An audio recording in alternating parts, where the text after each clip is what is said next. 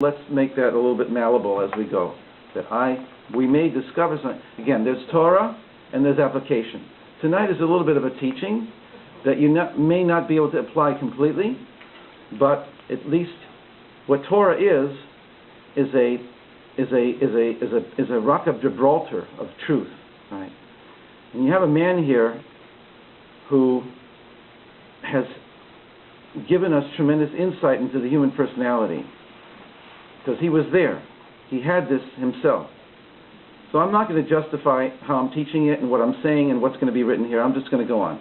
Go on, yes? Most of us will focus on what benefits us. It's just human nature. And you might recognize this. Rather than if we just all of a sudden see, well, this is what you should be doing for other people, most of us aren't ready to even go out of ourselves to do something for another. And so if this is the process for ourselves, how we're supposed to view ourselves, it's also the same process in how we're supposed to view the others. Okay? Well, that's how I kind of tried to lay the ground at the beginning, but it's not understood, so it's my fault, not his. Now Rabbi Nachman is going to quote Psalm 3. So I gave out at the beginning my translation of Psalm 3. Do you want to dot in 9 o'clock? 2 minutes, then come back?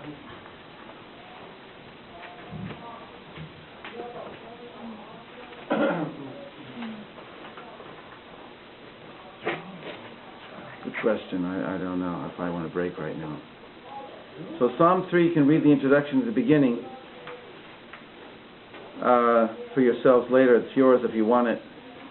It's a very interesting insight into how King David writes. He had a very hard life. One of my teachers once said, who do you think suffered more, Job or David? And he said, David, but the difference is that Job cursed the day he was born and David sang. David expressed it. David got it out, and he knew who to express it to. What did he get out? He got out his pain. Expressed it. Yes, to God, right. Yeah. Job took a position as being a victim more than David. Okay, so the psalm itself says, Mizmor David, Bevorcho mipnei Avshalom beno. Now, from verse 2 on, it's been made part of what? The Kriyat Shema She'al Hamitah. Doesn't include verse 1, but from verse 2 to the end, it's in Kriyat Shema She'al Hamitah of the Ashkenazic, in the Ashkenazi Siddur. Hashem, merciful God. Hashem means merciful God. Marabu Sarai, how myriad, or myriad, I think. How myriad my adversaries, and the inner constrictions that prevent me from turning to you. I feel so constricted. So many thoughts rise up against me. Multitudes of thoughts whisper about my soul. There's no chance. He's gone. But you, Hashem, you're my shield, my glory. You lift my head up, which I translated, you lift my consciousness up above the din, above the cacophony, above the negative thoughts. I shall therefore call out, directing my voice to Hashem. I should call out, trusting that He will answer me from the mountain of His holiness, from the high point where He can see who I really am and the goodness that I truly embody. I was down asleep. I was asleep. I was laying down. I was out of it. I was down in the dumps. I have now awakened, because I know that Hashem alone sustains me. I will therefore no longer be terrified, even if a multitude deploys itself against me and surrounds me on every side, because now I have an inner point of power that I've connected to. The negative voices will become, I'll establish a beachhead, and the negative voices will be pushed away, so they will no longer they'll no longer have the ability to overcome me and make me feel that I'm no good. And as the Ari said, I didn't say it before, the Ari says, not because we're so bad that we do bad things. It's because we're so good. We're so good, we're so precious, we're so exalted. But we're born into this world with a negative side that tries everything it can to overwhelm us and to co-opt our energy. So the Ari says it, the Baal Shem Tov says it, the masters say it. We don't know who we are.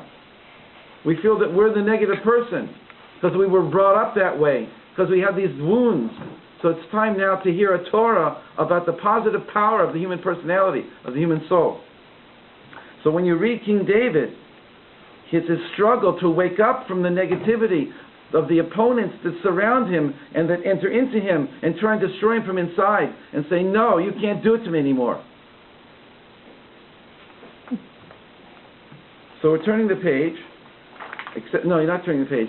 We're going to the second piece of paper. It's a little hard when it's all in Hebrew and in English, but the first word at the top of the page that I'm going to do now is Hainu. Please. So sorry that it's so hard. That's what it looks like. Yes. That's coming out. Because you keep, the Rabbi keeps speaking about this self that has the ability to see and to act and to judge and to make the decision, a right decision or a wrong one. Is it information, or is there a way for someone to have a direct perception of that? Because once somebody had that perception, wouldn't that sort of solve the problem on its own? And isn't the problem that you don't, or that I don't see it, I don't know it? Well, the truth is you learn that knowing something is not enough. Even perceiving it clearly for a moment, but it goes, and you lose it, and you've got to work to get it back. It's almost like one of my friends says, I got it clear. I got it away from me. I was able to, it was here, it was overwhelming me, and I was able to separate it off.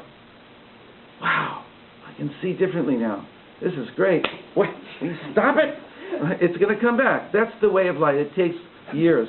But those moments that we get clarity about who we are, that's worth everything. So are those spontaneous, or can that be cultivated? No, it has to be cultivated. It's both. It's both. In my experience, it's both. There will be moments when I can feel good, and there'll be moments when I have to work for it, and I get it because I've worked for it. But there's tools. There's practices to do. This is not a one. This is life. We need the Torah of it, and we need the application of it. So, because the information without the cultivation is really not going to help anybody, right? Agreed. So at the top of the page, he has begun to quote the verse in Psalm 3. Hashem, ma rabu tzarai. Hashem, how myriad my adversaries,